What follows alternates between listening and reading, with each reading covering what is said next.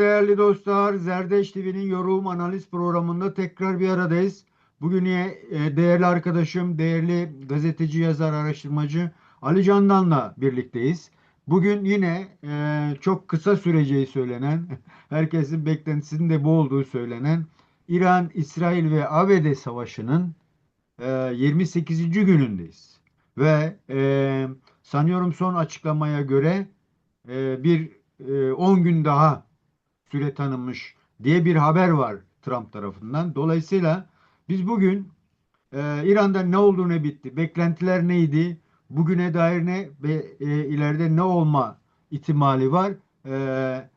Ali Can'dan da bu olguyu tartışmaya çalışacağız. Hocam merhaba, hoş geldin. Nasılsın? Merhaba Kemal Hocam, hoş bulduk. İyiyim, teşekkür ederim. Siz de iyisiniz inşallah. İnşallah iyiyiz. Değerli hocam, e, şey dedik, gitti adam yatağından aldı şeyi, Maduro'yu. Biz dedik İran'da da böyle bir şey olur. Bir hafta 10 gün içerisinde işte 12 yıl 12 gün savaşlarını da baz alarak e, böyle bir şey olacak ama başka şeyler çıktı. Dirençler ortaya çıktı. Ne oluyor, ne bitiyor İran'da bugün baktığında neler okuyorsun? Bize neler söyleyebilirsin hocam?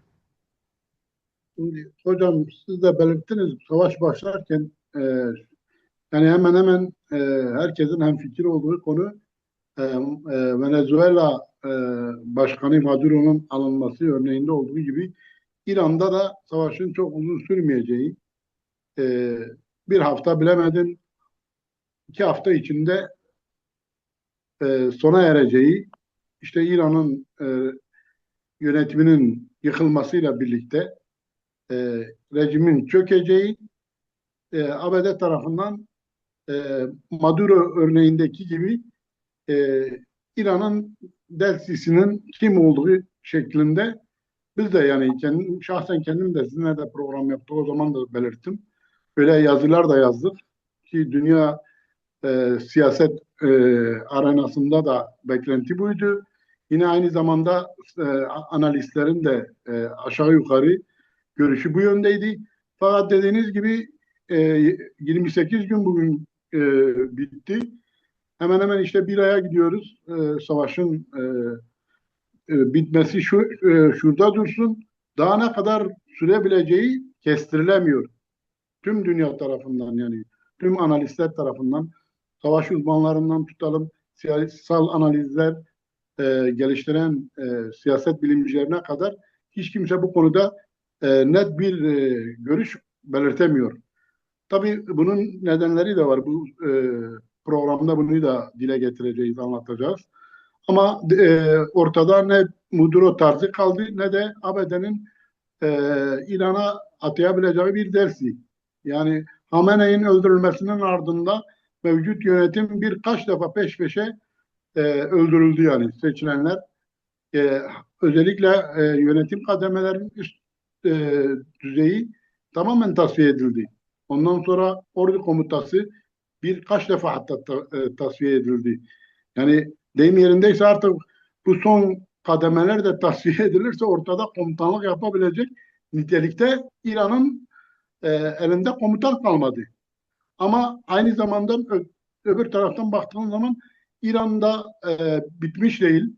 İran'da savaşıyor. Hala elindeki füzeleri atıyor e, ve direniş sergiliyor. Resmen ABD'ye karşı, İsrail'e karşı direniyor. Körfez'i vuruyor. Yine İsrail'e atılan füzeler. Yani kimsenin dediğim gibi beklemediği bir seyir gelişti. Savaş bu yönlü seyretmeye başladı. Bu da tüm beklentileri boşa çıkardı. Yani Yeni beklentiler. bir dönem ABD yönetiminin kimi tarafında rejimi değiştirmek istemediklerini, kimisi de rejimi hedeflediklerini. Dolayısıyla bu senin bahsetmiş olduğun yani 300'e yakın üst düzeyin öldürüldüğü söyleniyor. Yani bugüne kadar belki daha fazladır ama söylenen o. Bu 300 kişinin hepsinin de yani ağırlığı olan kişiler düne 46 yıldır süren bu Molla rejimi sürecinde. Ona rağmen yeniden ayağa kalkıyor olmasını neye bağlıyorsun? Yani rejimi sürekli kılmak için mi yapıyorlar yoksa bu haliyle mi uzlaşmaya gidecekler ABD ile? Bu konuda neler söyleyebilirsin hocam? Bir de aslında İran'ın daha önce de tartışmıştık. Çok karmaşık bir yönetim yapısı var. Yani en tepeden tutalım en alt hiyerarşisine kadar. Yine ordu olarak da tek bir ordu yok İran'da. İşte normal ordunun dışında devrim muhafızları var, besiçler var. Yani bunlar yarı milis tarzında örgütlü bir ordu. Şimdi yönetim kademesi de yine Fetva grubu var. Mesela İran'ın dini lideri öldürüldüğü yerine önce açıklamadılar, seçim yaptılar, sonra açıkladılar. ABD onu da vurdu. Fakat o vurulduktan sonra yaşadığı ama ABD ve İsrail tarafından yapılan açıklamalara göre de ağır yaralı olduğu belirtiliyor. Ortada yani herhangi bir netlik bu konuda da yok. Mesela Ali Larijani e, yeni delsi olarak görülüyordu. ABD'nin yeni delisi olarak. Fakat bakıyorsun yani kendi adamlarını bile vuruyor. Yani ileride İran'ın başına getirebileceği liyakatta insanlar ortada kalmadı yani. Tabii bu İran'ın direnmesi dediğiniz gibi neye dayanıyor? Bence İran yönetim anlayışı biraz da görebildiğim, izleyebildiğim kadarıyla parçalı, çok parçalı. Mesela savaşın devam etmesinin nedenlerinden biri bu. Devrim muhafızları ve diğer güvenlik, askeri güvenlik birimleri sadece tek merkezden şu an anlaşıldığı kadarıyla yönetilmiyorlar. Neden? Daha önce her kademeye yönelik e, yedekler belirlenmiş. Bu yedeklerin Hocam çoğu bu ne kadar her konuda ne kadar bu konuda bir soru sormama izin ver. O da şu. evet, Bu değişimlerin tümü dikkat ediyoruz. Ee, Şeyi yine bu devrim ordusu geleneğinden gelen insanlar seçildikçe vuruldular. Yani henüz öbür alanlara gidilmemesinin de aslında bir taraftan da devrim e, ordusunun gücünü sistem içerisinde azaltmanın yolunu ama bu içeride yeni bir kendi aralarında bir muhalefet ve dolayısıyla da e, yeni bir sistem arayışına götürür mü İran'ı? Ne dersin bu konuda? şimdi elbette öyle görünüyor. İran yeni bir arayışa doğru gidiliyor. ABD ve İsrail'in stratejisi de bu. O tarafa doğru itiyor yani. Bu her seçilen devrim İran İslam devrimi e, çekirdek kadrolarını ortadan kaldırarak dikkat edelim bir tek seçilmiş olan yani atanmışların çoğu gitti. Seçilmiş olan ortada Cumhurbaşkanı kaldı. Cumhurbaşkanına bir yönelme olmadı en azından diyebiliriz. Ilımlı olarak belki onun üzerinden bir şeyler düşünüyorlar. Fakat öyle bir yapı var ki, katı bir yapı var ki İran'da. Cumhurbaşkanının yetkileri falan anlamsız yani. Sembolik. Sadece sembolik düzeyde yani. İçeriğinde şey yok. Onlar da devrim muhafızları tarafından Cumhurbaşkanı da dahil olmak üzere yönlendiriliyorlar yani. Yönlendirildiği için şu an etkili bir şekilde ortaya bir şey çıkmıyor. E, Batı ile uzlaşabilecek bir liderlik ortaya çıkmıyor. Şimdi Hamene'den sonra Merkezde bir atama daha yapıldı. Bu yeni ataması olan yeni adını unuttum şu an. E, Yeni atanan yani devrim sürecinin neredeyse her tarafında bulunan bir insan. Bu da çok ilginç. Yani acayip bir ısrar var. E, Devrim muhafızlarının geçmişte olduğu gibi ülkenin yönetimini bırakmak istemediğine dair böyle bir algı şeyine giriyorum. Bu konuda ne dersin hocam? meselenin aslında özü o. Aynen doğru düşünüyorsun hocam. Genelde devrim muhafızlarının başına atananlar devrimin her kademesinde görev almış ve çekirdekten yetişmiş yani. Dikkat edelim. En son dediğiniz ismi şu an aklıma gelmiyor.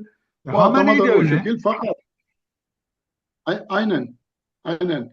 Şimdi dikkat edelim. ABD ve İsrail'in baştaki açıklaması geçen programda da belirtmiştik savaşın ilk haftası bittikten sonra. Neydi açıklamaları? Diyorlardı ki bir işte nükleer kapasiteyi tamamen ortadan kaldıracağız. İkincisi kurumlar arasındaki merkezi zinciri kıracağız. Yani emir komuta zincirinden tutalım en alttan en üstte yönetim şeyini artık bir daha merkezi bir yönetim olmayacak. Üçüncüsü de işte hedeflerini açıklardı. E, Yani İran'ın artık yeni bir rejim devrilecek, yeni bir şey getirilecek oraya. Aynen başta da söyledik. Venezuela'da olduğu gibi Batı yanlısı bir yönetim başa getirilecek. Hı hı. Fakat yani bu hedeflere dikkat edelim. Yani bu hedeflere 10 defa belki ulaştılar. Rejimin her başa geleni ortadan kaldırdılar. ABD bir anlamda aslında hedeflerine vardı. Fakat rejim yıkılmadı. Sorun burada. Yani en tepedeki gitti yerine ben oğlu seçildi. O vuruldu. Şu an yaşıyor yaşamıyor belli değil. Yaşasa bile yaralı diyelim. Ya da tam olarak komuta edebilir düzeyde değil. Çünkü teknolojiyi de kullanamıyorlar. Dikkat edelim hedef alınanlar kim teknolojiyi kullanıyorsa anında hedef alınıyor. Yani bir artık yönetim biraz alta çekilmiş. Ortada olan sadece Cumhurbaşkanı Pezeşkiyan ve ekibi. Diğerleri görünmüyorlar. Görünenler de işte Ali Larijani ve diğerleriydi. Onları da götürdüler yani. Hatta ABD'nin kendi açıklamaları oldu İsrail'in yani. Dediler ki biz düşündüğümüz insanlar da saldırılarda onlar da orada öldürüldü. Konuşacak adam kalmadı diye bir dalga geçtiler ya. Evet, Hı. evet. Şu an komuta kademesi içinde İran'ın gerçekten de evet savaşlarda her iki tarafın açıklamaları elbette ki psikolojik harp çerçevesinde oluyor. Her ne kadar işte siz de belirttiniz 300 tane öldü falan diyorlar. Bu 300 işi 3000 işi değil. Çok yönetimden insan oldu. Öldürüldü yani. Alttan da üstten üst düzey olan da alt düzeyde karakollara kadar mesela saldırılar yapıldı. Yani bu anlamda baktığımız zaman İran açısından daha az önce dedim onları bu saldırılar benim anladığım kadarıyla onları bir noktaya getirmeye yöneliktir. Görüşme. Bir yandan saldırı yapılırken dikkat edelim. Öte yandan görüşmeler de var. Görüşmeler de Burada da yapılıyor Ali yani. Hoca bir soru daha sormak istiyorum. Yani görüşme oluyor gibi bir anlatımlar var. İşte ABD 15 madde sunuyor. İran geriye 5 maddeyle geri dönüyor. Bunlar hepsi farazi. Gördüğümüz maddeler değil aslında. Söylenen şeyler. Burada aslında tam da devrim muhafızlarının dışında bir pazarlık kanalı mı var sence? Ben hep onu düşünüyorum. Acaba böyle bir şey mi söz konusu? Çünkü devrim muhafızası ısrarcılar. Yani şeye vurmaya devam ediyor. Körfez'e vurmaya devam ediyorlar. En sonda belki daha sonra yine konuşmaya geleceğiz de özellikle de Irak'taki Kürtleri hedef alıyorlar. Yani nereden nereye onu da anlamakta zorlanıyorum tabii.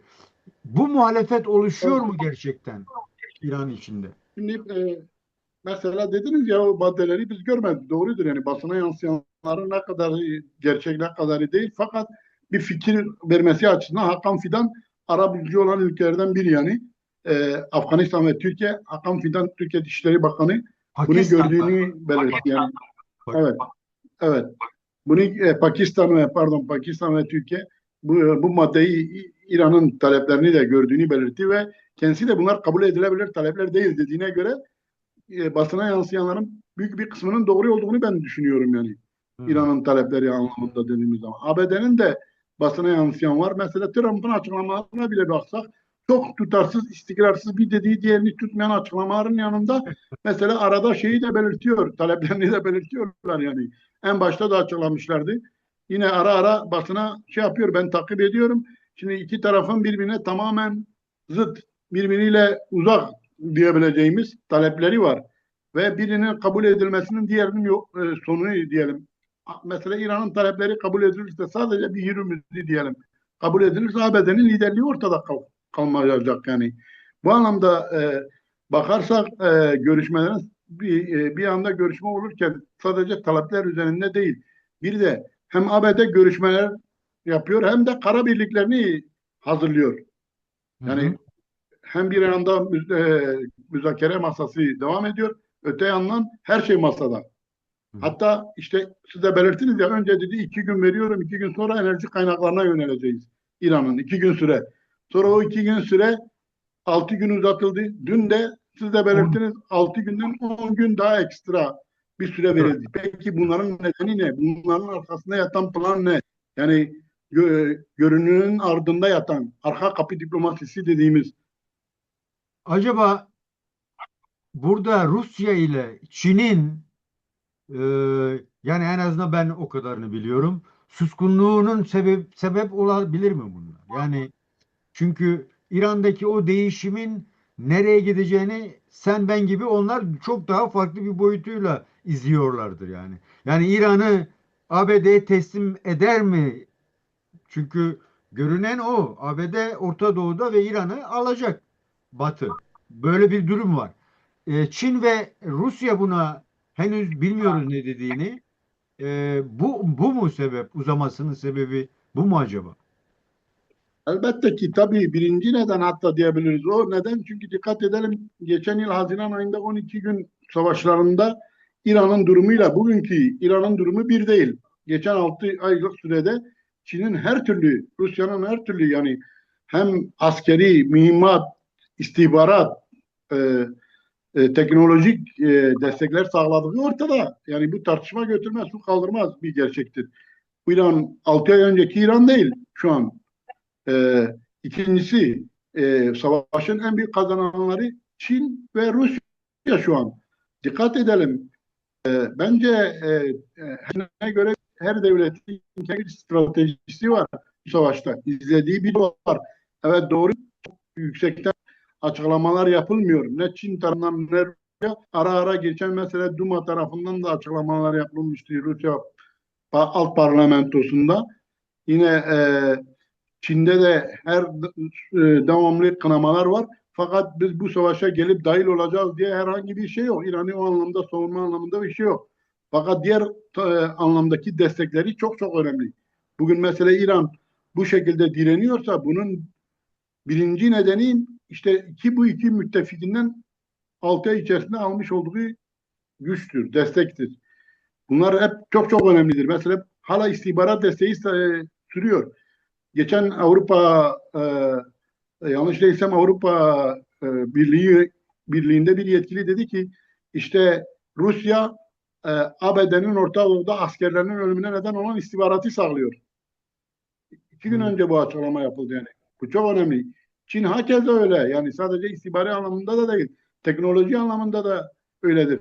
Kazanma konumlarına gelince İran'ın Körfez'deki Hürmüz Boğazı'nı kapatmasıyla birlikte dünya Rusya'dan petrol almaya başladı. Rusya Evet, bak, petrolün bütün petrol ve doğal gazını satmaya başladı. Çin'in dikkat Ukrayna'da ederek onu ekonomik olarak yıkmak istiyorlar ama şu an İran Savaşı'ndan İran dahil herkes kazanıyor. Öyle de bir evet. paradoks var. Hani Türkiye dahil şu an Rusya da şey yapıyor yani İran'ın kestiği boru hatlarını Türkiye bile Rusya'dan o açığı kapatacak alacak yani. Bu bir. İkincisi Hürmüz Boğazı'nda Çin'in her gün 1,2-1,5 milyon varil petrolü gitmeye devam ediyor. O durmuyor. Aksamıyor yani. Şimdi tüm bunları göz önüne getirirsek bakarsak yine Çin'in stratejik olarak bugüne kadar ABD tarafından kuşatılması her programda bunu koyuyordu. Yani Asya Pasifik'e bütün güçlerini yığmıştı. Bundan 3 sene 5 sene önce. Orta Doğu'dan çekiliyorum diyordu. Niye oradaki güçleri bile buraya çekti? Buraya Sanki getirdi. sanki Buna ABD İran'ı Hürmüz'ü kapatmaya zorluyormuş gibime geliyor. Çünkü yani petrolün %20'si geçiyor. Yani bu ne demek? Bu şu demek petrolün öbür ülkelere ulaşmasının %80'i başka kanallarla kullanılıyor demek. Bu da şu yani %20'yi göze alabilirler. Dolayısıyla İran'ın Hürmüz'ü kapatması isteniyor aslında İran'dan. Sanki öyle bir aslında paradoks görüyorum ben. O da hem çevrelemek için hem de Rusya ve Çin'i de bir şekilde olaya dahil edip sonucu getirecek sözleşmeyi yaptırmak. Sanki öyle bir algı var. şimdi burada aslında çok bilinmeyenli bir strateji var işin doğrusu. ABD'nin stratejisi şahsen kendim ben öngöremiyorum. Yani okuma yapamıyorum. Ne anlamda da? İsrail'in çok açık. İsrail başından beri stratejisi net. İran'ın her ne olursa olsun daha sert vur demesinin İsrail'in nedeni tamamen İran'ı yok etmek, Orta Doğu'da kendi hakimiyetini kurmak. Bu konuda İsrail net ve tutarlı bir şekilde hareket ediyor. ABD'de bir netlik yok. Ne anlamda derseniz mesela sizin dediğiniz çerçevede de şey yürütürsek, mantık yürütürsek, evet, eğer ABD'nin amacı Boğaz'daki petrolün akışını kesmekse o zaman dikkat edelim, %20 diyoruz ama Körfez ülkelerinin hepsinin petrolü oradan geçiyor. Dünya oradan açılıyor. Suudi Arabistan, Birleşik Arap Emirlikleri, e, ondan sonra Katar'ı, aklına hangi ülke gelirse Körfez'deki petrol zengini ülkelerin bütün şeyleri tankerlerle oraya taşınıyor, gemilerle gidiyor. Peki şimdi bu durduğu noktada bu aynı zamanda ABD'ye zarar değil mi? Çünkü 1974 yılında petrodolar nasıl gelişti? Körfez petrolünü dolara endeksledi. Dünya o şekilde satış yapıldı. Şimdi Körfez kapatıldığını düşünün. Netanyahu'dan sonra ikinci en çok sert diyen kim? Kral naibi Abdullah. Nerenin kralı? İşte Suudi Arabistan kralı. Adam diyor çok daha sert vur. Niye? Çünkü eğer vurmazsa o İran'ın eline geçerse İran'da Hürmüz Boğazı'nı artık kendi koşulları ki anlaşma şeyinde o var. Yani barış şartlarından biri o. Diyor ki artık orada serbest geçiş yok. İran'a bağlı olarak geçecek ve yuanla, dolarla değil. Petrodolar ortadan kalkarsa Amerika'nın liderliği ortadan kalkacak. Şimdi ABD Körfez'deki hakimiyetini yani Hürmüz Boğazı'nı kaybederse petrolün dolarla satışını da kaybedecek. Şimdi İran yarın bu boğaza olursa e, varil başı diyecek ki geçiş üzerine 1 dolar düşürelim. 1 dolar üzerinden. Yani Suudi Arabistan da İran'a para ödemek zorunda kalacak. Yani o yüzden Körfez'in kontrolü deyim yerindeyse dünyanın kontrolü demektir.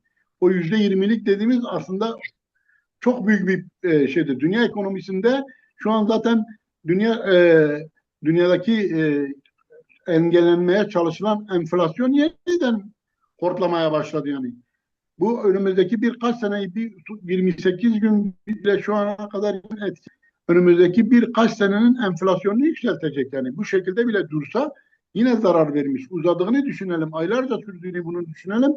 Yani bunun dünya küresel ekonomiye vurduğu darbe büyük olacak. Çünkü petrol fiyatlarının yükselmesi demek, benzinin, motorinin yükselmesi demek, doğal gazın yükselmesi demek, tüm Tüketimin yüksel. gıdadan tutalım sanayiye kadar. Hepsine e, etkide bulunuyor. Hepsinin yükselmesi demek. Bu da ne demek? Peki, Enflasyon demek. peki. Şimdi şöyle bir şey vardı. Hatırlarsan İsrail'in bir açıklaması oldu. Demişti ki e, Sünni, Şia ekseni var. Bizim bunlarla savaş halımızdan dolayı biz üçüncü bir eksen e, ortaya çıkarmamız gerekiyor. Çünkü halen Sünni dünyayı kendine aslında yani Abraham anlaşmaları olsa da yeterince sanki o güveni almamış gibi görünüyor. Dolayısıyla böyle olduğunda ileriki aşamada eğer Hürmüz'ü kapatırlarsa bu uzatmaları da İran'ın bu Körfez'deki vuruşlarından da hareketle yani Körfez ülkeleri şu an korku içinde, değil mi? İran'ın ne yapacağını bilmiyorlar. Ama ABD'nin strateji de bana göre İran'ı öyle bir sözleşme ile kendine bağlayacak ki aynı zamanda da onu Körfez ülkeleri için bir sopa gibi kullanacak. Böyle bakıldığında yarın öbür gün yani İsrail ve aslında İran'ın ortaklaşa kurguladığı bir sistem oluşuyor gibime geliyor. Bu konuda çok mu abartmış olurum böyle bir şey söylersem? Çünkü hani sonuç itibariyle yarın ne olacağını bilmiyoruz. E, Ne dersin bu konuda hocam? Şimdi hocam aslında İsrail'in siz dediniz doğrudur. Yani İsrail Abraham anlaşmalarıyla birlikte yeni bir eksen yaratıyor zaten. Sunni Şii ekseni dışında ABD ile birlikte ve bölgedeki ülkeleri de katarak yani Körfez ülkeleri başta olmak üzere. Şimdi İsrail'in koridoru Abraham yani İbrahim anlaşmalarıyla yaratmış olduğu koridor Körfez'den gelen bütün doğal gazın, petrolün İsrail limanlarına akıtılması, İsrail üzerinden Kıbrıs ve oradan Avrupa'ya gitmesi. Yani bu koridorun e, dünyadaki kabul edilmemesinin ya da rentable bulunmamasının nedeni yani burada nakliyedir, maliyettir. Ama şu an bugün dediğiniz gibi bu koridor gündeme girdi. Bu koridor İsrail'in zaten istediği budur. Tertur diyor. Niye? Alternatif yaratıyor. Ben alternatifim. Burası Evet. kapansın. Burada gitmesin. Petrodolar ABD diyor yine hakim olacak. Yuan'la değil. İşte dolarla olacak ama benim koridorumdan geçecek. Benim ülkemin üzerinden akacak. Aslında bu savaşın da başlatılma nedenlerinden birisi de budur yani. Dedim ya İsrail kendi amaçlarından çok nettir. İsrail bir taşla birçok kuş vuruyor yani bu koridoru da hayata geçirmek için. Fakat bu savaşın uzaması bu da çok önemlidir. Yani belki şu an çok sessiz, çok altan fakat Körfez ülkeleri yine Pakistan, Türkiye, Mısır başta olmak üzere bu dört ülkenin Dışişleri Bakanı toplandı. Yani resmi açıklamalar yapılmasa da bir fotoğraf yayınlandı. Bu da çok çok önemlidir. Çünkü neden? Artık Fez belki şu an ABD oraya geleceğiz ama istersen şimdiden de girelim. E, hani sözde ABD Körfez ülkelerini koruyordu değil mi? İşte dolar karşılığında aldığı paralar karşılığında güvenliğiniz bana ait diyordu. Ama Körfez ülkeleri şu an bu gerçeği görmeye başladı. Yani dünyanın parasını ABD'ye akıtıyorlar. Dünyanın silahlarını alıyorlar orada. En son model, en teknolojiyi e, hava savunma sistemleri fakat İran Körfezi allak bullak etti yani. Peki Ali Körfez'de Hocam, ABD'nin üstlerini burada da paramparça etti. yine bir şeytanın aklına uyalım, şey yapalım. Bir soru soracağım. Yani doğru, İran şu an gücünü Körfez ülkelerinin bazı alanlarını göya ABD'nin mevcut üslerini vuruyormuş gibi bir izlenim var, değil mi? Halbuki Evet. oralara gönderdikleri bütün füzelerin İsrail'e gittiğini varsay. Yani buradaki bu paradoksu nasıl anlatalım, açıklayalım biz? Yani dolayısıyla hedef İsrail ise zaten binlerce füze gitseydi bir sonuç alınırdı. Yani en azından Batı dur derdi, sus derdi, yeter derdi falan. Kimse de bir şey demiyor. Bu konuda neler söyleyeceksin hocam? Bu Ya paradoksu aslında görebiliyor musun? hani e, hani bir deyim var. Meselenin özü yani bam teli orası. Neden dediğiniz gibi füzeleri hepsini İsrail'e yönelseydi gerçekten de bugün İsrail büyük yara almış olacaktı. Yani İsrail diş çökebilirdi. Katılıyorum yani buna. Ama o İran'a ne bir faydası olacak mıydı? Olamazdı. Hiçbir faydası olamazdı. Dikkat edelim. İran Körfez ülkeleri stratejiye dönüştürdü. Körfez'i vurarak. Yani sadece ABD üstlerini vurmuyor. Doğrudur. Körfez'i tehdit ediyor. Yaptığı açıklama ne oldu? ABD dedi ki ben dedi geçen 2 gün size süre veriyorum. Enerji altyapınızı yok edeceğim. Değil mi? İran dedi ki biz dedi buna karşı misilleme olarak Körfez'in enerji altyapısını atık su arıtma tesislerini. Bunun anlamı ne? Dikkat edelim. Körfez'de su yok. Çöl. Evet. Körfez denizde suyu elde ediyor. Deniz suyunu arıtıyor, içme suyuna dönüştürüyor. Sadece bunu bile bu ikisini başarması demek şu demektir. Körfez'in nüfusu 45-50 milyondan bahsediliyor. Körfez ülkelerinin. 50 milyon insanın çöl ortasında elektriksiz kalması, yiyecek diye bir şey 2 günde kalmaz, hepsini çöpe atarsın. Çünkü derin dondurucularda saklanıyor orada, o sıcaklıklarda. İçecek kalmaz. Ne olacak peki? 50 milyon insan, dünya bu 50 milyon insanla karşı karşıya kalacak. Ne bu yükü Avrupa kaldırabilir ne dünya kaldırabilir. Bir. İkincisi böyle bir şey büyük bir insani felaket anlamına gelir yani. Artı Körfez'deki ülkeler zaten bunu gördükleri için şu an bence ABD'nin ikide bir Trump'ın dönüp işte 2 günden 6 güne çıktım, 6 günden 10 güne çıktım. Tüm bunların nedeni bu. Körfez artık mesela az önce de belirttim. Suudi Arabistan Dışişleri Bakanı, Türkiye Dışişleri Bakanı, Pakistan Dışişleri Bakanı, Mısır Dışişleri Bakanı yani sessiz de olsa buluştular. Diyorlar ki artık bizim için hem İran tehdit hem de bu ABD'nin bizi koruyamaması da bir tehdit yani. Çünkü bu koruyamıyor kimseyi. Herkes hedef şu an. Sadece Körfez değil, Orta Doğu'nun temeli. İran bunu büyük bir strateji olarak, bir koz olarak kullandı. Körfez'i oraya çevirdi. Akıllı bir savaş stratejisiydi bu aslında. O yüzden yani İran oraya vurmadı. Meselenin şeyi, İran biliyor ki İsrail'e vurduğu ona 1000 katıyla yansıyacak. 1000 katıyla yansıyacak. Ama buraya vurduğu zaman onların yapabileceği bir şey yok. Körfez İran'ın periferisi ve füzelerinin mesafesinde. İstediği anda attığı zaman onların hem enerji e, santrallerini hem arıtma tesislerini yerle bir edebilir. ABD bunu görüyor. Böylesi bir durumda Körfez'i ABD tamamen kaybedecek. O zaman dedim, az önceki sorun da burada ortaya çıkıyor. ABD acaba Hürmüz'ü ve Körfez'i kaybetmek mi istiyor? Bence değil. Bu Trump'ın çılgınlıkları bir tarafa, ama ABD'de hem askeri akıl var, Pentagon var, siyasi akıl var. Mesela şu an hemen şu devreye girdi. Senato, Temsilciler Meclisi. Evet. Yani bu izin savaş kararı çıkarmadan başlattı bu adam savaşı. Dedi ki ben 2 haftada bitiririm. Bir haftada sonra senatoya da açıklamasını yaparım. Çok acil bir durumdu. Geziyoruz diyor. Savaşıyoruz Evet, demiyor. evet. Şimdi ne oldu? Uzayacak. İkincisi bunun şeyi de var yani. Yakında Ekim seçimleri var yani. O seçimlerde de topal ördeğe dönme tehlikesi, o zaman da yakayı ele verme Epstein dosyası. Yani aslında e, bu ABD, daha doğrusu Trump diyelim, ABD'nin İran'a yönelik stratejisi vardı. Fakat bu şekilde değildi. Trump o dosyadan kaçmak için, o dosyayı kapatmak için Netanyahu tarafından bu savaşa zorlandı diye ben okuyorum. O yüzden ciddi bir strateji ortada yok benim görebildiğim kadarıyla. ABD'nin stratejisi nedir? Belki şu anda çıkış stratejisidir. Veyahut da daha da e, batağa batma diyebiliriz.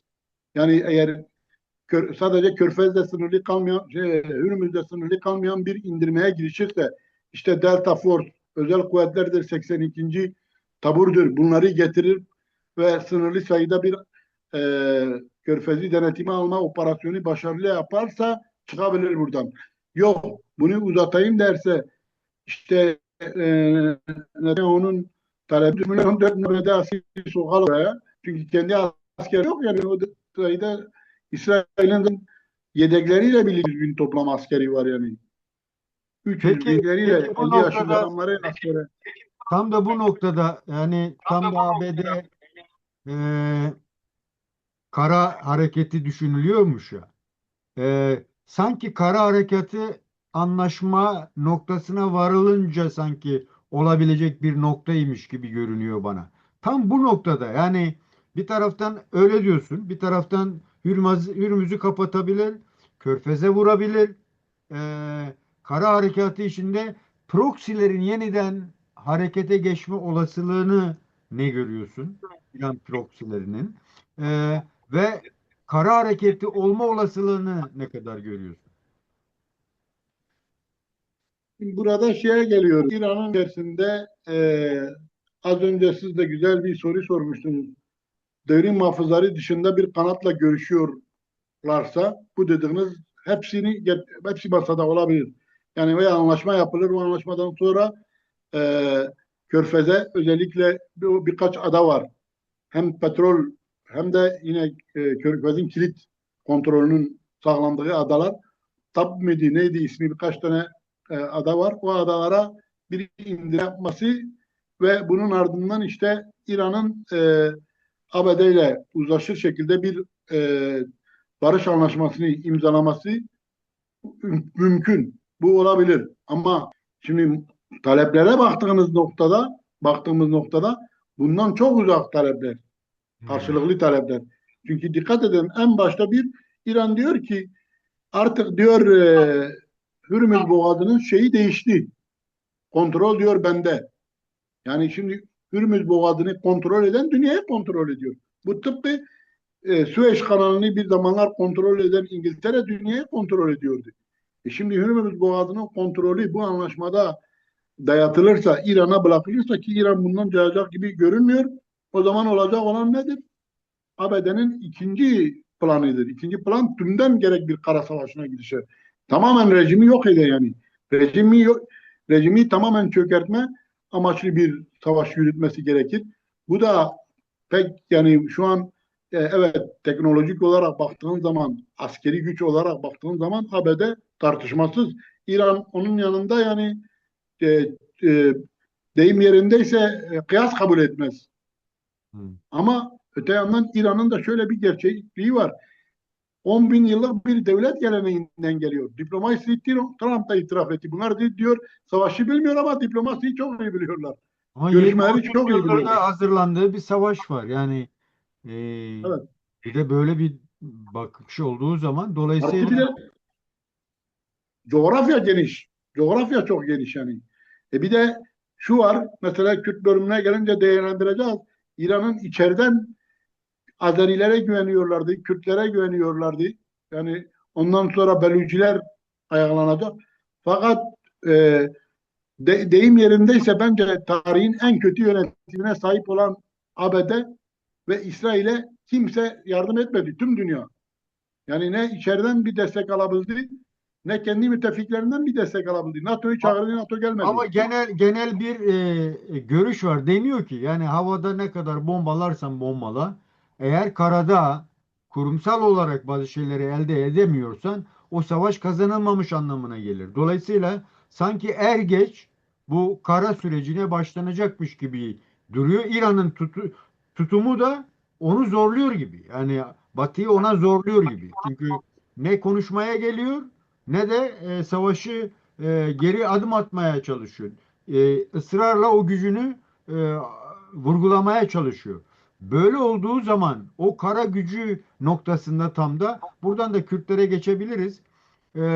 Yani Kürtler ve Belluşların yeterince gündemleşmemesinin de biraz tartışmasını yapar mısın? Yani böylesine koca koca bombalarla en azından ben yani bütün bu şeyleri de görmüyoruz. Nerede ne oluyor?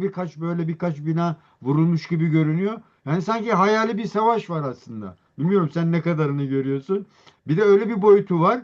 Yani Kürtlere ve Belluşlara gelene kadar sanki başka şeyler mi var halledilmesi gereken? Rusya gibi, Türkiye gibi, Çin gibi, Suudi Arabistan gibi yani böyle bir ders süreçleri mi var sanki? Ne dersin Ali Hocam? Ben katılıyorum bununla ilgili. Ben zaten başta da dedim yani görünenin altında yatan ne? Biz oraya bakmak zorundayız. Evet, e, bu savaş sanatı, dünya tarihi yaşanan savaşlar bize şunu gösteriyor. Hiçbir zaman hava hareketleriyle bir savaş kazanılamaz maalesef. Yani teknoloji bugün bu kadar gelişmiş olmasına rağmen hala savaşlar cephede göğüs göğüse simgiyle çatışmayla kazanılabilir. Yani insandan daha üstün bir teknik ya da teknoloji hala yaratılmış değil. Amerika bugün gerçekten de çok ağır bombardımanlar yapıyor. Başta da belirttik yani. Başa gelen gidiyor, başa gelen gidiyor. Yani öyle bir vuruldu ki İran. Bence daha önce 40 günde Saddam'da ölmüştü değil mi? Hepimiz hatırlıyoruz. Saddam'ı o kadar vurmuşlardı ki Saddam 40 günde teslim oldu. Fakat bugün 28 gün geçiyor ve Saddam'daki gibi o hiç unutmuyorum propaganda bakanı vardı. Yedikleri her darbede çıkıp işte enformasyon bakanıydı. Yalanlar at Ebu Saaf. Evet. Yalanlar atıyordu. Şu kadar Amerikan askeri öldürdük. Fakat bu İran'ın dikkat edelim öyle değil.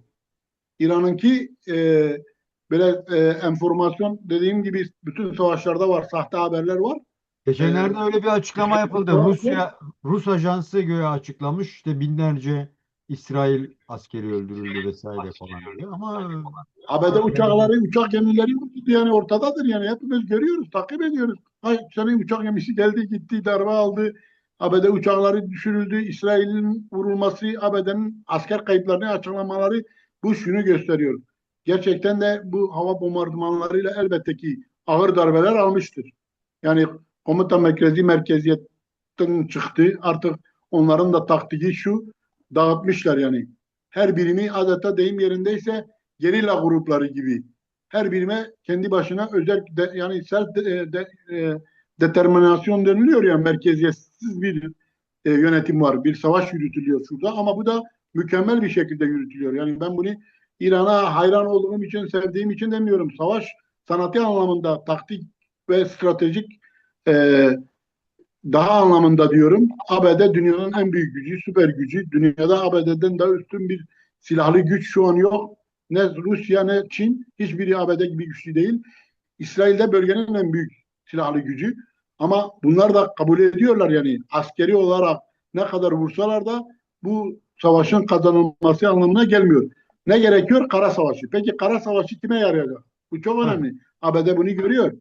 Şimdi bunu kim istiyor? Bir, Rusya istiyor. İki, Çin. Bence Çin'in ve Rusya'nın stratejisi bu.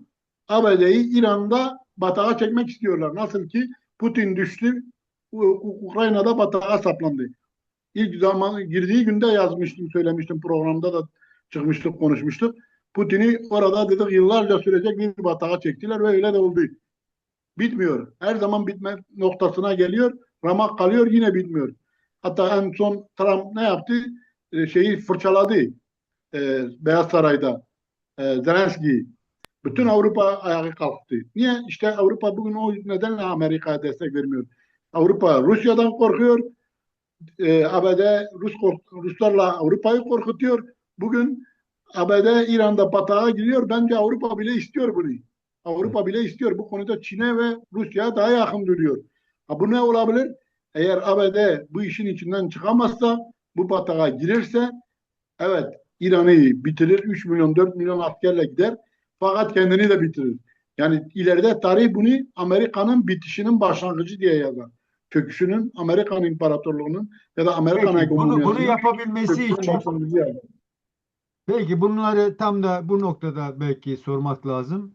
Eğer yerele ihtiyacı varsa, şu an görünürde İran'da yerele baktığımızda ABD'nin stratejisine ve İsrail'in stratejisine uygun hareket edebilecek güçler neler? Beluşlar, Kürtler ve Azeriler. Bu konuda bunların yani o sistem içerisinde ABD'nin beklentisine göre konumları ne? Nasıl okumalıyız biz bu yerel güçleri? E, nedir yapıları? Şimdi aslında yani e, biz konuşmaya başlamadan demiştiniz, tarih bir Sarkaç. sarkaç misali. Evet, tekrar ediyor. O yüzden bir örnek yine Irak'tan verelim. Irak Savaşı'nda ABD'nin 40 günde bitirmesinden en büyük nedeni bence Güney Kürdistan'a konuşlanmış olmasıydı, yerleşmiş olmasıydı. Bunu bütün savaş uzmanları söyler yani. Oraya hatta Türkiye'de tezkere geçmediği için onu yaptım. Hala Cumhurbaşkanı Erdoğan Türkiye'de bunu diğer bir zamanında o hatayı yaptık. Irak Kürdistan'ı ortaya çıktı. Yani bundan sonra zaten Suriye'de dedi yapmayacağız ve 15 sene bu şeyini sürdürdü, e, politikasını. İran'la ilgili de ABD az önce dedim ya, girir 3 milyon asker de koyar ama kendi askerleriyle yine kazanamaz. İçeriden eğer destek almazsa kazanır dedim. Nasıl kazanır? O da şuna bağlı. Bir, Azeriler. İki, Kürtler. Üç, Beluciler. Bu üç etnik grubu ABD Azerileri Azerbaycan üzerinden, Aliyev üzerinden, özellikle İsrail'in Aliyev'le çok sıkı ilişkileri var ki bütün her tarafa füzeler düştü. Kimse çıkıp yani Aliyev kadar tepki göstermedi. Evet. İran Azerbaycan'a bir füze bile atmadığı halde ağzına, yani diplomasi dışında diyelim, hakaretler, küfürler yağdırdı İran'a. İki, yani bu Azeriler çok önemlidir çünkü İran'ın bürokrasisini oluşturuyor Azeriler. Bugünkü mevcut İran İslam rejiminin ya da İran idam rejiminin bürokrasisini oluşturuyor ve tabanını. Niye? Çünkü Azeriler de aynı ideolojiden besleniyorlar. Onlar da Şia. İki, Kürtler ve Beluciler. Bu iki etnik Loriler de var. Başka şeyler de var. Halklar da var, yani etnik ve mezhepsel Araplar var hatta. Şeye yakın, Körfez'e yakın Araplar var İran'da, etkin bir kesim. ABD eğer bu etnik grupların, mezhepsel, dinsel grupların desteğini sağlayabilirse ve mesela üst olarak tıpkı güneyde olduğu gibi bu buralara ciddi anlamda bir önce uçuş yasak bölgeler ilan ederse, ki Kürtlerin talebi oydu başta. Dediler ki siz bize diyorsunuz, yani Kürtler burada, bunu da deyin, çok akıllılık etti. Kimsenin mayın eşeği olmadı. Sahaya kimseye, Azeriler de öyle. Biz dedi kimsenin mayın eşeği değiliz. Kimsenin bir kullanat aparatı olamayız dediler. Çünkü niye? Dikkat edelim. ABD'nin sicili ortada. İsrail'in sicili ortada. Ve Körfez ülkelerinin paraları aldıkları halde onları korumuyorlar. Azerileri mi, Kürtleri mi, Belücileri mi koruyacaklar? Mümkün değil. Öne sürecekler. Siz ölün biz de savaşı kazanalım. Böyle bir şey mümkün değil. Bu İran yönetim zaten ABD Trump ile yönetimi. İran ABD ile sırf bu noktaya gitmemek için anlaşma, yani çünkü Trump'ın söylediğine göre bizi arıyorlar, biz konuşmuyoruz gibi. Yani çünkü kara hareketi başlarsa, senin söylediğin bu üç yerli dinamik harekete geçerse, ki senin de söylediğin gibi yine bu yerel güçler de ABD diyor ki ya senin sicilin bozuk. Sen bize garantiler ver. Biz seninle hareket ederiz. Yani Belucistan olacak mı? Kürdistan olacak mı? Güney Azerbaycan olacak mı? Bunu evet de biz ikinci gün seninle hareket ederiz gibi bir zemin oluşturulmak isteniyor ama İran bunu yapmamak için ABD ile anlaşmak istemez mi sence? İran şimdi hocam İran'ın içinde çok farklı başta da belirttik. Devrim muhafızları kesinlikle karşı, anlaşmaya karşı. İdeolojik yaklaşıyorlar. Yani tamamen hani Nietzsche'nin bir sözü var. Diyor ki derisini değiştirmeyen İranlar ölmeye mahkumdurlar. Bu aynı şekilde düşüncelerini değiştirmeyen insanlar için de geçerlidir. Bu kesim yani benim fikrime göre bunlar ölmeye mahkum olanlardır yani. En güçlü de Bunlar kesinlikle nasıl? en güçlü kesim de bu. Evet ben de onu anlatıyorum. İran'ın içinde yekpare bir şey yok. Yani dikkat edelim. Birkaç şey var. Bir, en güçlü olan bunlar. Devrim muhafızları. Ve bunlar her tarafta örgütlü. Yani şu dedikleri de bunların halk içerisindeki yani paralel devleti diyelim ya da paralel ordusu diyelim. Besiçler. Bu bir. İkincisi gelelim ılımlı kesim. İran içinde işte bunların da bugün ortadaki temsilcisi Pezeşkiyan. Fakat Pezeşkiyan bunlara aykırı bir diplomasinin içinde bile şu ana kadar yer almış değil. Evet Ya, barış istiyor fakat dikkat edelim yani bağımsız değil seçilmiş ama dediğim gibi sadece sembolik bir yetkiye sahiptir. Şimdi bunların ABD bunları hava harekatıyla devrim muhafızlarını habire işte komutan kalmadı işin doğrusu. Yani bu bir realite, bir tespitte bulunuyorum. Bu iyidir ya da çok iyi oldu diye demiyorum kesinlikle de. Yani savaşa karşı bir insan olarak da bunu söylüyorum. Fakat yaşanan savaşı analiz ederek ortada komutan kalmadı. Bunlar bir noktaya gelebilirse dediğiniz anlaşma olabilir. Ama bunlar eğer hala e, düşüncelerini değiştirmeyeceklerse ki lider de seçmişler. Müşteba Hamane'ye dikkat edelim babasından daha radikal diyorlar. hmm. Yani ve Zaten bunlar da tam tamamen ona bağlı. sil- silsileden gelen biri. Yani mesela şuradaki Evet. tabloya bakıldığı zaman gerçekten de o karmaşayı çok daha net görüyor insan. Yani Cumhurbaşkanlığı bilmem nerede kalmış oluyor yani bu noktada. Çünkü her şey başka şeylere bağlı. Dolayısıyla hani ülke rehberinin konumuyla Cumhurbaşkanı to bilmem nerede kalıyor.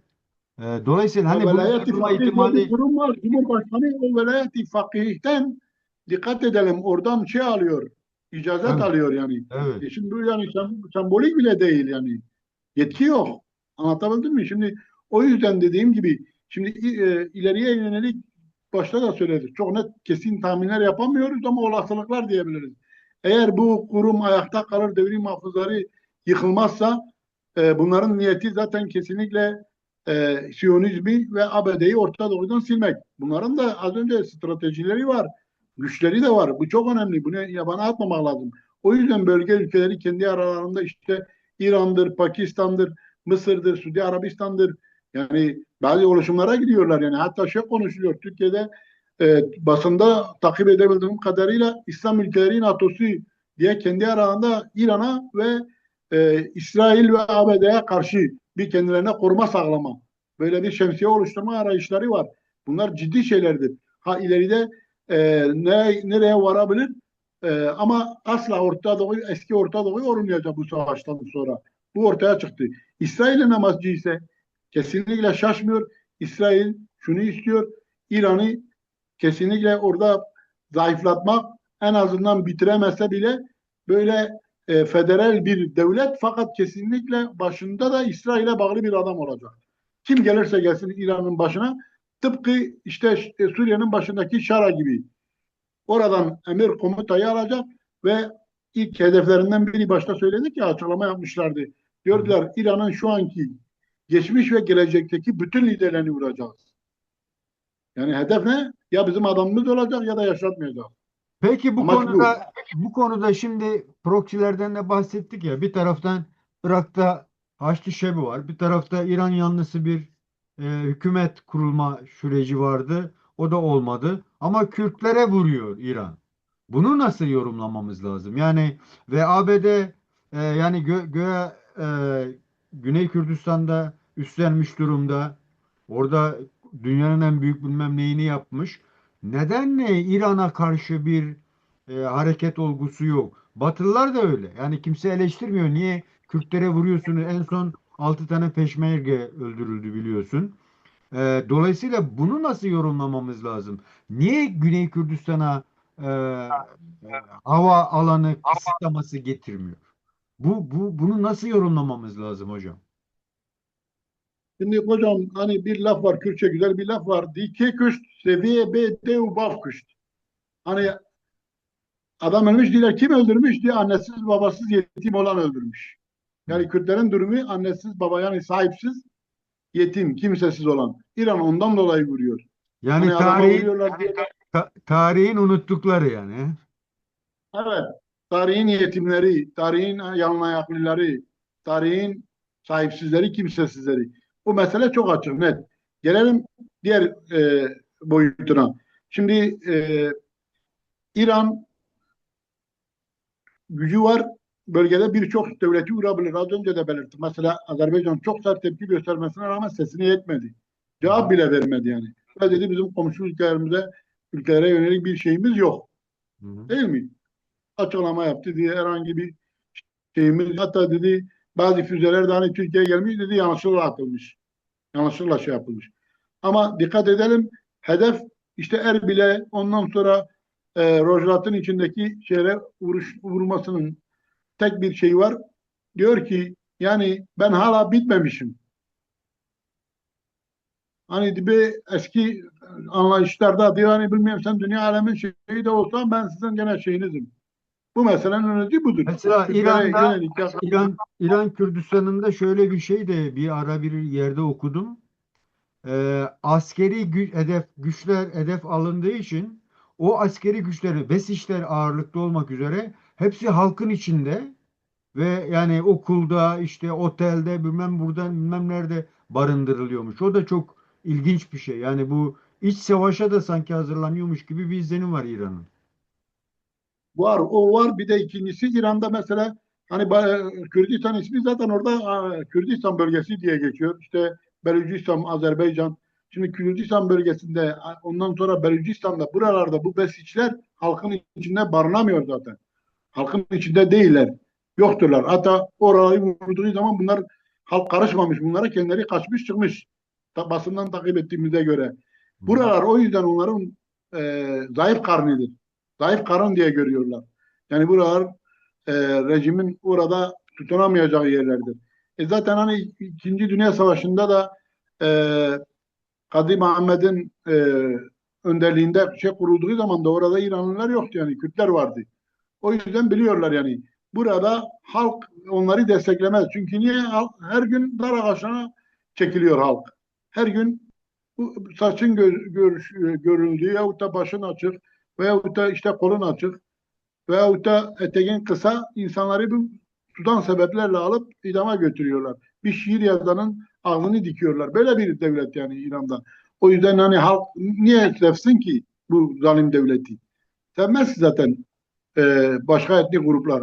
Hiçbiri sevmez. Azeriler, dediğim gibi, Azeriler de o rejim içerisinde e, pay kaptıkları için, orada bürokrasi oluşturdukları için ve aynı ideolojiden oldukları için rejimle beraber hareket ediyor.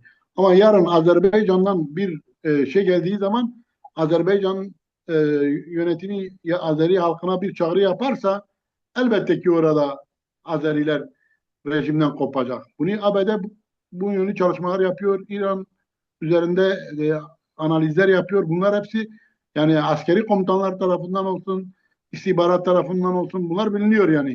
Ellerinde var. Kim ne kadar yardımcı olur, kim ne kadar olmaz. Fakat az önce de dedim hiç kimse şu an yardımcı olmaz. Neden olmaz?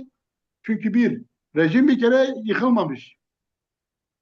Rejim yaralanmış. Yarın bu askeri olarak toparlanabilir İran. Yarın sürekli olsa o 12 gün savaşlarında gördük. 6 aydan kadar güçlendi. Bir yıl, 2 yıl sonra bu kayıplarını hepsini yenileyebilir. Birkaç yıl içinde yerine getirebilir. Şimdi sen burada kim ahmaktır yani? Senin NATO sana desteğe gelmemiş. Senin Avrupa Birliği'nin müttefiklerin sana desteğe gelmemiş. Orada Azeri mi sana desteğe gelecek? Ya da diyelim Bölücü mi gelecek? Lori mi? Kürt mi gelecek? Kimse gelmez. Güney'le ilgili kısımda Güney bu bence Kürtler burada çok güzel bir politika izledi. Ben bunu çok olumlu görüyorum yani. Niye? Kürtler kimsenin savaşına onlardan önce zaten atlayamaz. Atlamaz da. Onlardan sonra da atlamaz. Kendi çıkarlarına bakar. Eğer İran kurulacak bir ılımlı rejim olursa, demokratik haklar tanırsa, şu an İran'da verilen hakların daha geniş üzerine Kürtlerle anlaşmalar yapılırsa bence Kürtler kesinlikle rejime karşı bu rejimde yeni kurulacak ılımlı bir İran devletine karşı ayaklanmaz. Onlara karşı dış güçleriyle beraber hareket etmez. Ki yapılan açıklamalar da bu yönlüdür yani. Bu Birleşen Beş Kürt Partisi birleştiği açıklamalar yaptı. Haklarını istiyorlar. Altı. Bu en doğalıdır yani. Kürtler talebinde bulunuyor. Belüciler hak talebinde bulunuyor. Ee, Azeriler de hak talebinde bulunuyor. Yani bunlar her etnik grubun, her inancın, her dinin, her farklılığın hakkıdır yani. Haklarını almak için yeni oluşacak, ortaya çıkacak bir yönetimle şey yaparlar. Fakat bu mevcut yönetim ben şunu diyebilirim artık bu saatten sonra ne Amerika ne İsrail savaşta geri çekilebilir, bırakamaz ne de karşı taraftan e, bu dayatılan anlaşmaları kabul eder. Çünkü Peki İran'ın dayatmış Suriye olduğu beklenti gibi bir noktaya gider mi? Çünkü Suriye'de de çözülme çok geç oldu. Gerçi orada şeyler vardı. Yani İran güçleri vardı, Rusyalar vardı, İngiltere vardı. Şu an İran'da e, bilmiyoruz. Yani Rusya ve Çin'in ne yaptığını da bilmiyoruz.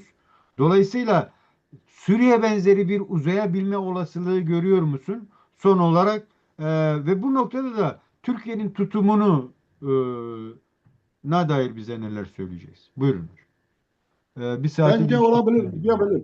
Çünkü Türkiye İran savaşı e, Suriye'den daha da uzun olabilir. Suriye 11, 12, 13 yıl sürdü. İran'a kara operasyonu olduğu noktada daha da uzayabilir. Yani şunu çok iyi anlamak lazım. İran'daki devrim muhafızları yani halktan kopuk bir grup değil. Bu çok önemli.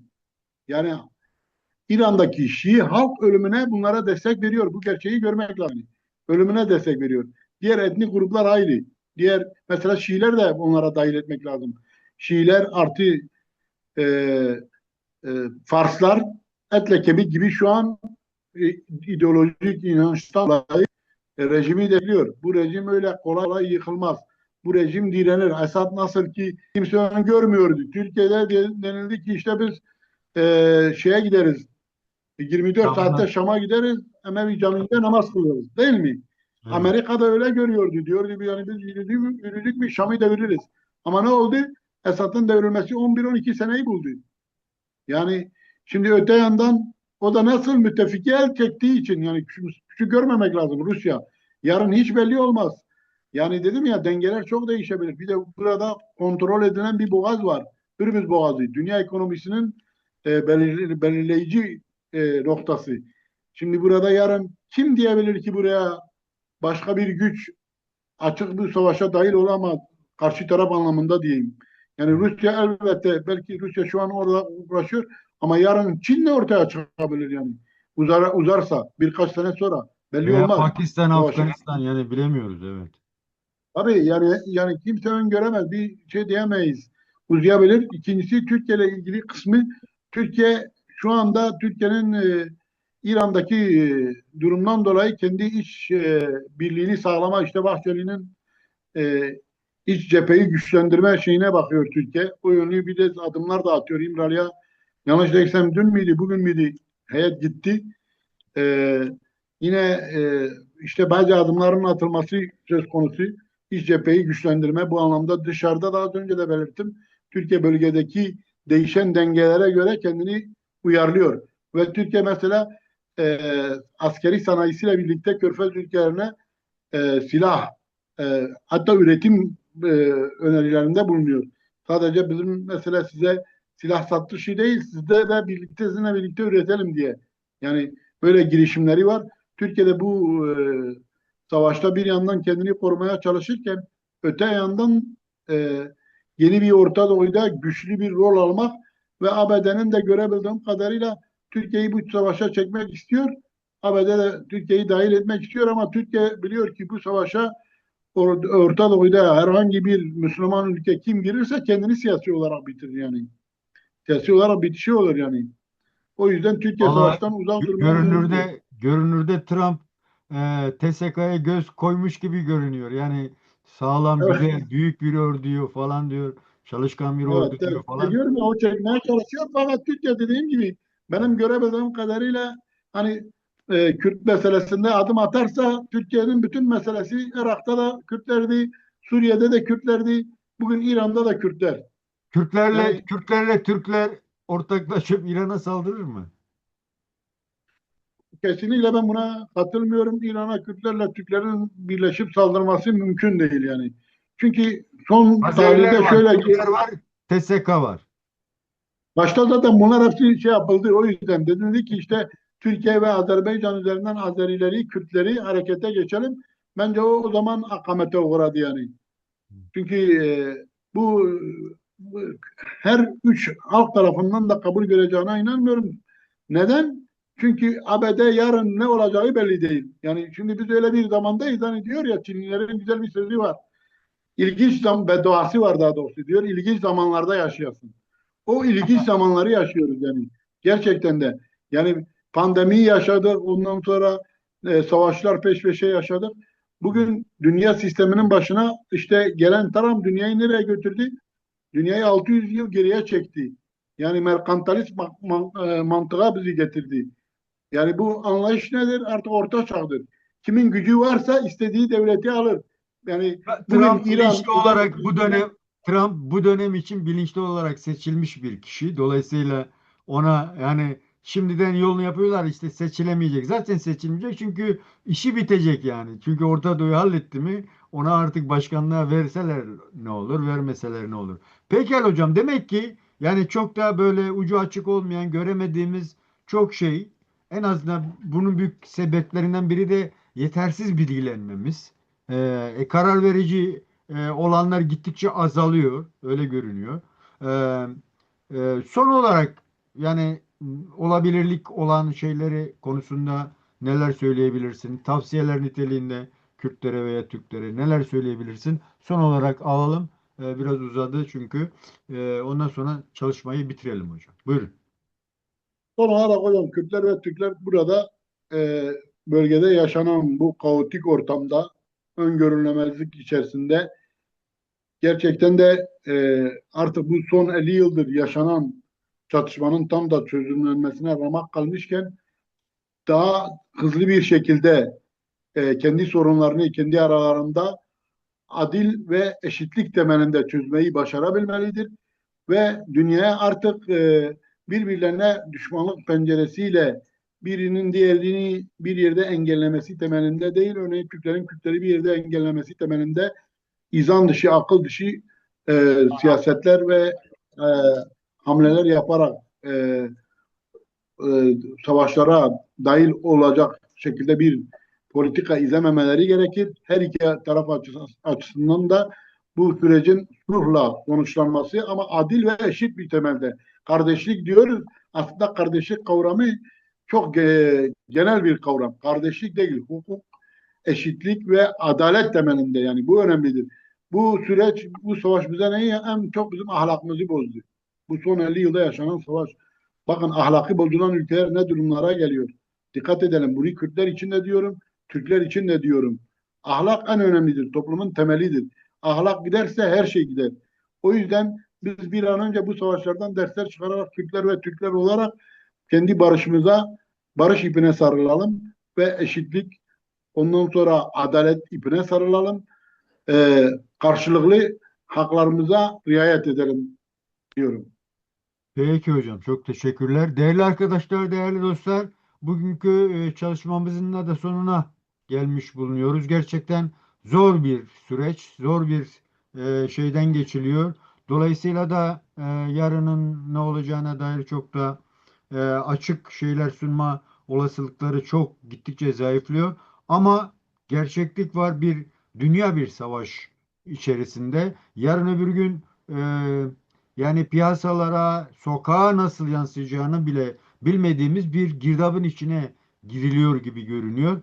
Umarım çok daha insanlık bunun da çaresini bulmaya çalışır.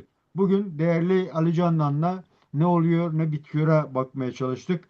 Ee, Değerli hocam, çok teşekkür ediyorum. Görüşmek üzere, hoşça kal. Ben teşekkür ederim hocam. Hoşça kal.